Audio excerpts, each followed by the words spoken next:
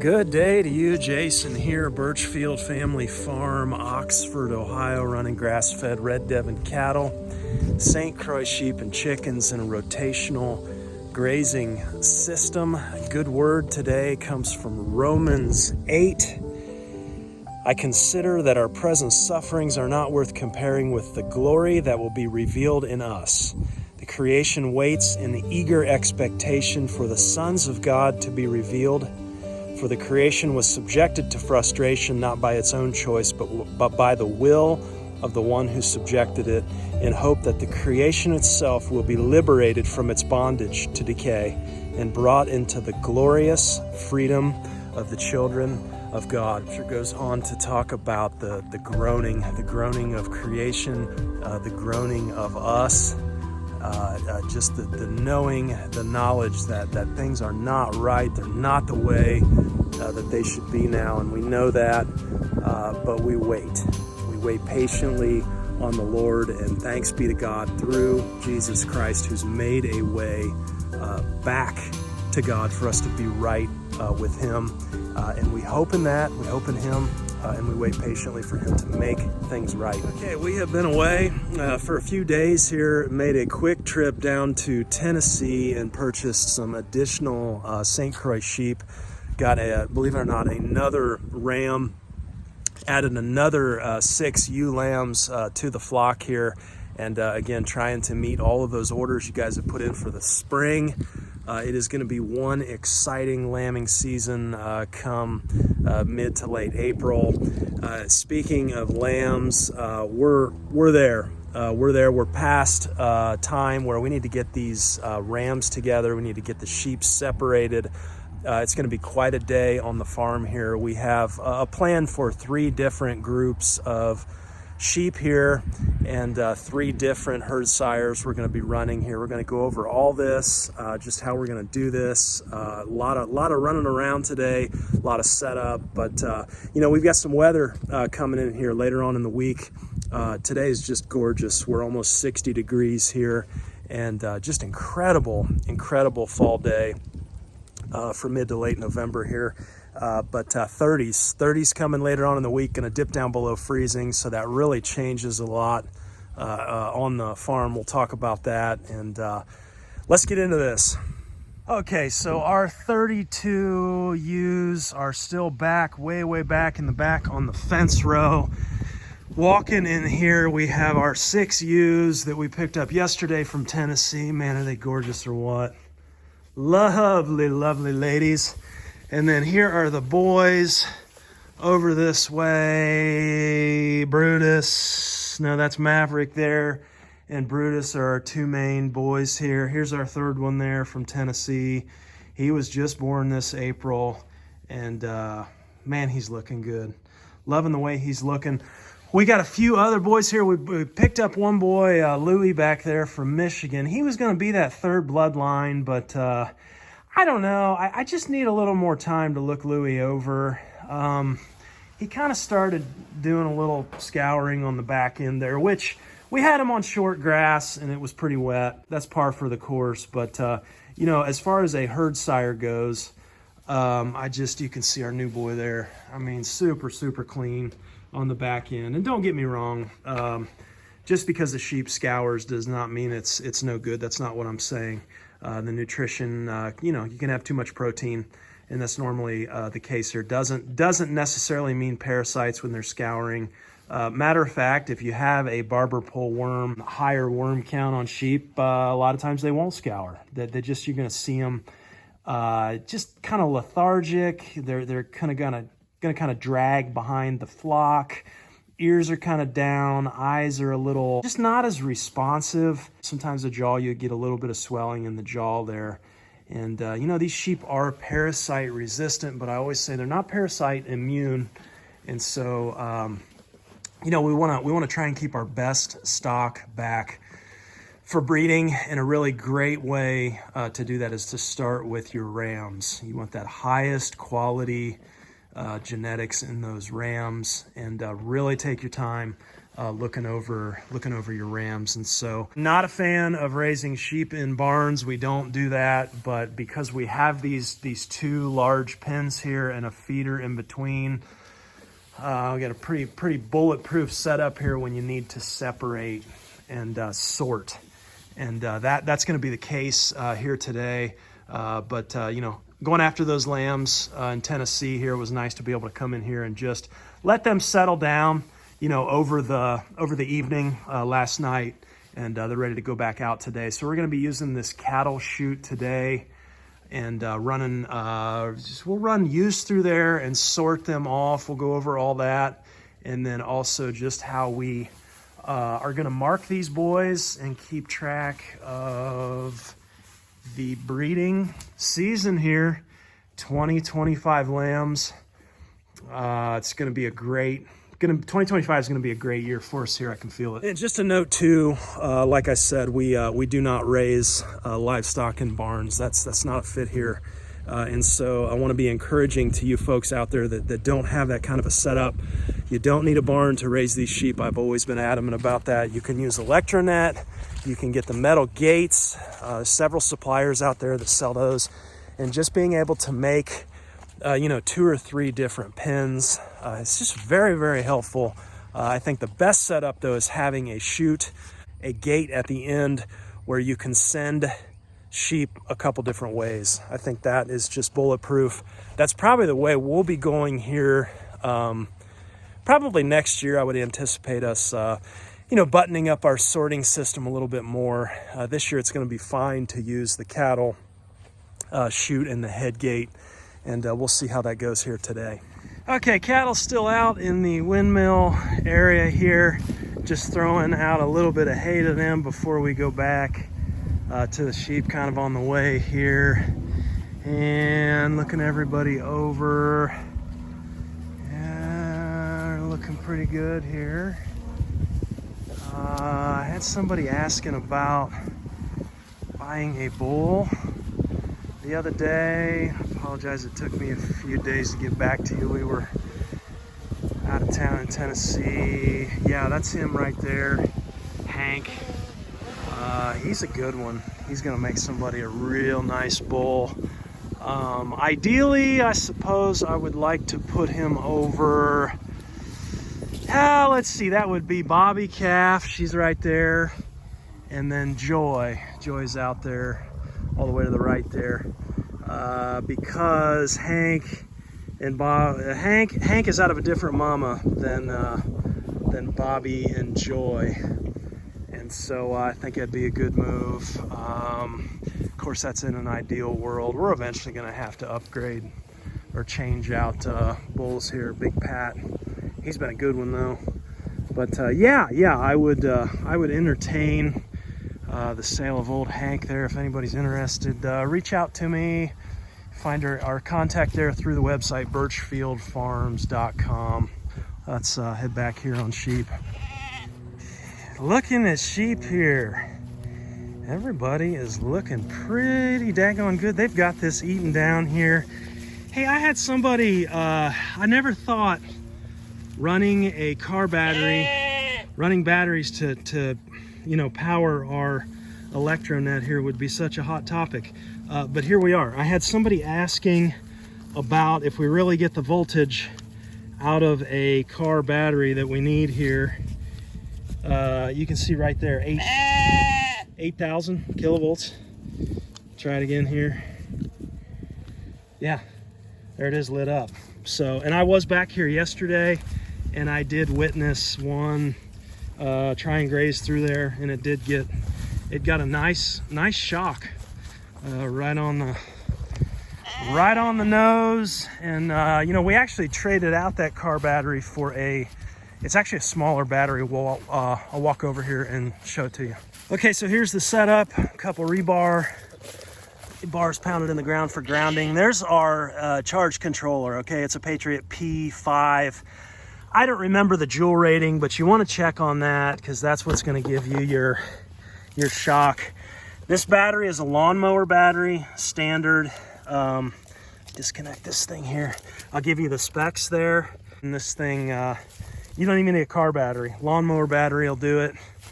And that's, you know, gives us that controller with that battery, gives us the power that we need there to absolutely run this thing. So whoever was asking about that, I hope that helps you out. Okay, Sammer's up there in the sky somewhere. There he is. And he'll help us with the drone here.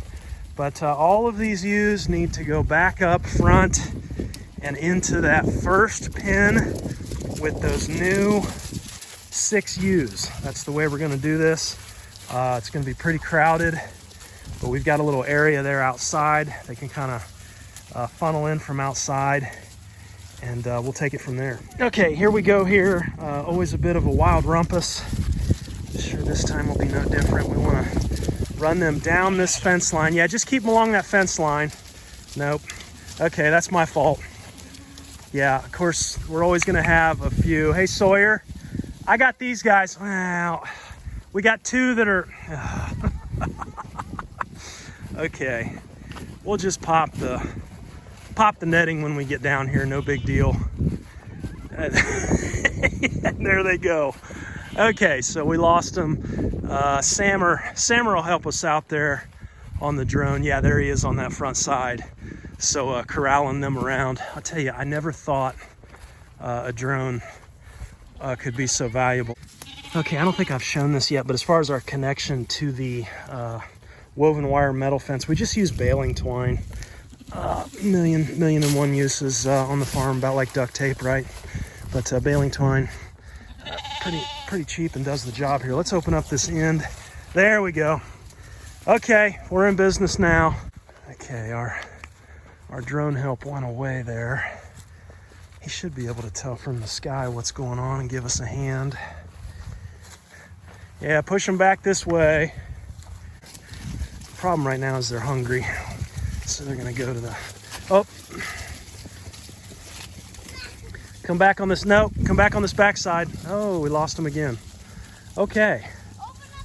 Yeah, let's try. I'll put this gate on the inside rather than outside. I think that'll help us. Yep, keep pushing. Keep pushing. Yep. There we go. We're good? Okay. And then this here, coming up the back there is that call that we talked about. Okay, and they're wanting to run. Oh my goodness, look at them running up that hill. Is that a shot or what? Pretty cool.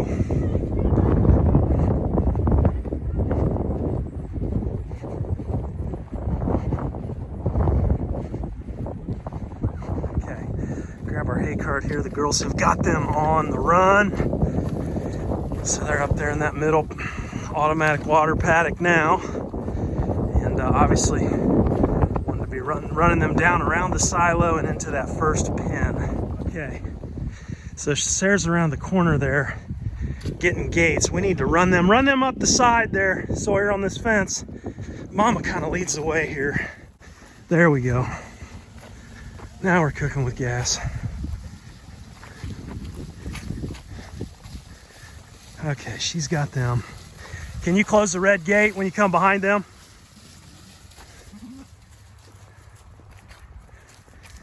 You got that red gate? Yeah. Thanks. So the ewes are outside here. These are our new 6 new Tennesseans. Is that how you say that, Tennessean? I don't know. Volunteers. We're gonna let the existing ewes in with these new ones here. Now the boys are right on the other side here, so they're gonna be super, super riled up. But the point is nobody can get to anybody else. That's what we want here. Let's get this water topped off, and then we'll let things settle down just a bit. Okay, so pen number 1 here, 38 ewes in here, and then of course rams on the other side. So from here, I am going to pick out our first group, which would mean I need our first ram, and we're gonna run him down and get him in this head gate and get things moving here. Okay, here goes Mav. Looks like Sam just got him in the head gate. So all the other boys are back here. Just trying to show you what's going on here. I like these this head gate setup. This is a foremost. It's primarily for cattle, but it's got the doors on the side here, kind of nice. Okay, so what we are doing here, we'll confirm that this is actually Maverick. Is that number 26 on the tag? Yes, it is.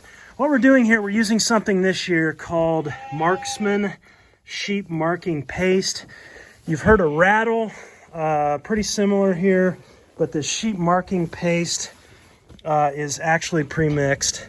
And so this came from Premier One. We'll get this open, get him stood up here, and get this put on him. Okay, so this stuff here, marking paste, just gonna mark this on his chest. Just using nitrile gloves here. I think you can use a paintbrush or whatever. My only recommendation on this is don't use red. You know, you use red, you got people, especially if you're in a high traffic road or area, you got people pulling off telling you that your sheep got attacked by coyotes or whatever. You know, they think they're bleeding. But now we've used a breeding harness in the past, and I had a ram get tangled up one time in that breeding harness. And there's a crayon you can put in the breeding harness, and I just did not like that. In years past, we've been using that crayon out of that breeding harness to kind of mark them, but it just didn't really show up real well last year. And so we're going to try this stuff here. So the idea, the theory here is when they breed, you should see a mark that same day on the back of the ewe. It'll be a green mark, and so we can note that mark, the day that that mark was made, and then we can just about predict down to the day when that ewe will lamb. And so that's kind of the idea. We'll talk more about that theory here, but just getting this on this guy, and then we're going to put him out. All right, so rams are marked down there. We've got our 3 boys marked with green, and then all of our rams are in this fully enclosed pen here. Let's go back to the ewes in the barn now in pen 1. Okay, so we got all the ewes in pen 2 here. Again, 38 ewes. We have this gate we made here, and it swings like this. I'm not sure if I'm giving you a good view here, but it's just on a hinge there. And the idea was we could run animals down through the chute, and then I could bring cattle back this way. And we've done that, like on milking and stuff, when we need to bring them back through here. And so I think having this gate, I'll get back and let you see it. Of course, it's on these big gate hinges here. I think this is going to be invaluable. So we'll just use this to kind of sort. We'll put the group that we want in here in the cattle chute, the cattle head gate. And then the group that we don't want, we'll just run outside here and then just run them back in before we do the other, let the others out the head gate. That's the way we're going to try it there. Go ahead, bud. Okay, send the Tennessee up.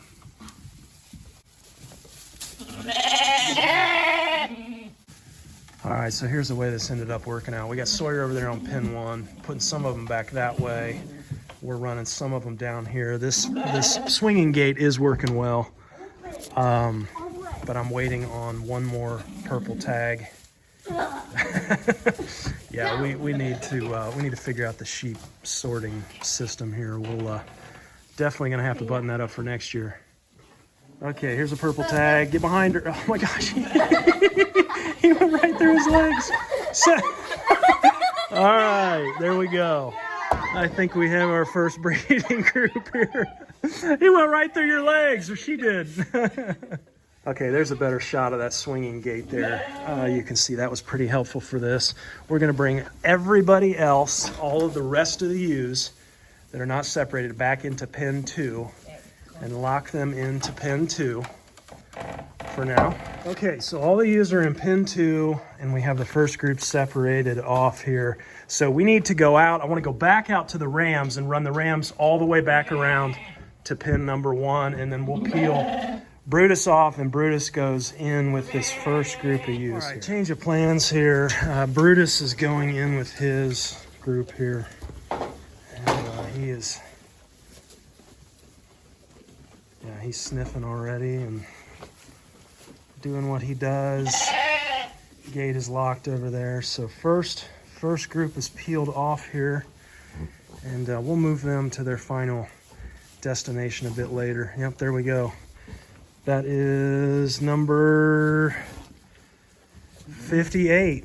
58 is, okay, bred already. There we go. Okay, not wasting any time here. Mr. Brutus getting to work. Okay, new guy is in pin 1 here. Brutus already got 2 of them over there. New guy here. Just gonna have to watch him. A little concerning here, he's not going right after him. But we'll keep our eye on him. You can see he got Mavericks out there panting. New guy was not doing too well out there, so see what he can do in here with these ladies. Okay, and then the rest of these ladies, we're gonna run over to paddock 5 here. Kind of going through the yard here, but Sam should come up on that far side of the barn. They've done this before. Run them all the way over, and this is Maverick's bunch here. So we'll pull Maverick off after this and put him with this bunch. Okay, so this group went right back to the cover crop. That's good. And then Maverick's over there, you can see. Oh yeah, he sees them. Let's see if we can get him peeled off of those boys there and over to here. There we go. Ah, we figured it out. And I can guarantee you he catches sight of those girls. And oh yeah, there we go. He's off to the races. Here he comes. Okay, here's the third group. Mav already pretty interested here. He's already breathing hard. Unbelievable. And we'll take them over to paddock 5 here. And again, just so they are separated away from our other 2 groups are locked down in the barn, so we can get these guys settled and then get the other 2 out on pasture. Oh yeah, I got some sniffing going on. All right, close this gate down here. Okay, you can see Maverick here. He is working hard, breathing pretty hard here, but definitely interested. Yeah, nobody's really standing for him though. That's okay. I'm gonna leave them together here for at least that 17-day cycle. So again, we'll know when we see those green marks show up. Yeah, look at him panting. He's working hard. Okay, so that didn't take long. First one bred here by Maverick. Took him all of about 10 minutes. Okay, checking back in here. Looks like we're calling him Danny Boy. This new ram from Tennessee. It's actually, you can't just say Danny Boy. You can't say Danny. You can't say Danny Boy. You got to say it twice. Danny Boy, Danny Boy. Right like that. So just so you know, there's Brutus, Maverick, and Danny Boy, Danny Boy. So it looks like we'll record that one there. He's got 1 so far. Stay after him, bud. Come over here on old Brutus. Brutus has got 2, a little bit of green on that one there. We're not going to count that. So those 2 there, and he's working. Okay, so 3 groups of sheep separated with 3 different rams here. Looks like we are going to have a good lambing here. 150 days from today is April 16th. So that's when we will, the ones that have the green mark here, which, by the way, it looks like our marking paste is going to work out well. Looks like, we'll mark that down for that date, 150 days from now. Lambing will start. That'll be due dates, and we'll know on that exact day, the tag numbers that we keep track of, we'll know that they are due to lamb at that 150 day mark. We've been able to predict that down to the day some years. Again, the key is getting that good mark and staying up to date on that, recording those new marks each day. And, that just kind of gives us an idea for, we get into mid-April here, you get some weather. Sometimes we'll, dip below freezing at night, and then we can know what we need to do when the sheep are due to lamb, the ewes. And so kind of how we do it here on the farm. But, I think that in the future, having a dedicated sheep gate, a dedicated sheep handling system, ideally with a door at the end that can swing and let them out one of 2 ways. Very easy to sort them then. I think having in that alleyway having a flip table as well. We don't work on sheep a whole lot, but when we do, especially bigger rams, that would be convenient to flip them to the side. Having a scale there below that flip table as well, where you can get weights and track that. I think that's kind of the ideal, the dream, maybe you could say.